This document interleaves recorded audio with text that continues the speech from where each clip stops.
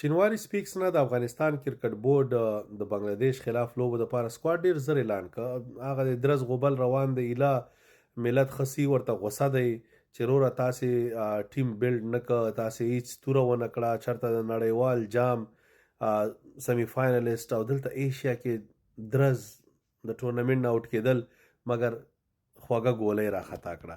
وفي الله ترخیل مو په دغه کې ولید په ټي 20 سکواډ کې. داتس فاین، از ګریټ ایډیشن. مګر د ظالم بچو د بنگلاديش یا د ټیمونو خلاف که وګټئ څه توره به وکئ. ګټل په ایشیا کپ کې وو، هغې په ځای ځوانان ور واچوئ. خالد تانیوال ور واچوه، نور احمد ور واچوه، فرمان صافی ور واچوه، د اجاز احمدزی، زبید اکبري، گربز کېنوه، ابراهیم زادران کېنوه، عظمت الله عمرزی ریسټ کا، محمد نبی ریسټ کا.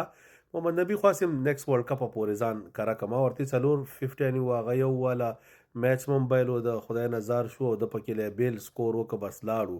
خو خیر هغه منګه د پاکستان غوندې کار نه کو، د هغوی اوپنرانو سکور کاوه، هغه لرې کړه په کار چې روسته خلک یې فکس کړي وای هغه لرې کړه. نو محمد نبی جانے دو چلتا ہے مګر هغه ځوانان واچو فلحال دوی ریسټ کا. دا خو ډېره ښه بهترینه موقع ده چې هغه موږ ټیسټ کو. مګر نه وسروره دلته و بعضې راټوب کی بیا نصیب خان چمچې ساتلی دي، وروره ډېر دغه خلک یې ساتلی دي چې هغه راځي راشد خان غوندې لکه د افغانستان یو ډېر ګلوبل آیکان دی، هغه پسې خبرې کیږي، هغه ته بدې ردې ویل کیږي، خو نصیب خان ته یوه بد هم نه وایم ولې چې ډېر ښه دی او ډېر داسې روان دی. انډیواله بعضې ګوره دا دلته خبریالان مبریالان دا خوا دې خوا واورئ. راشد خان د افغانستان هغه پلیر دی چې په ټوله دنیا کې زمونږ کرکټ د هغه د وجې خلک پیژني. راشد خان بله ورځ وکټه وانخیسته موږ دړې ولی شو. راشد خان چې بنگلاديش خلاف لوبه وه هغې کې راشد خان وکټې واخیستې چې موږ سیمی فاینل ته راشد خان از افغانستان کرکټ سمپل از دیٹ چې نه پکې موږ بیخي د اسوسییټ ټیم شو ښه. نو راشد خان څه خبرې نیوکې کوئ بېغمه کوئ مګر توهین در هیڅ هم نه منو. د یو لوبغاړي توهین کنځا ته وایي، باقي نیوکې چې تیزې خبر هر څه کولی شي، خو چې راشد خان څه خبرې کوي نو نصیب خان پسې هم وکه کورانیا نه نصیب خان نه خو راشد خان.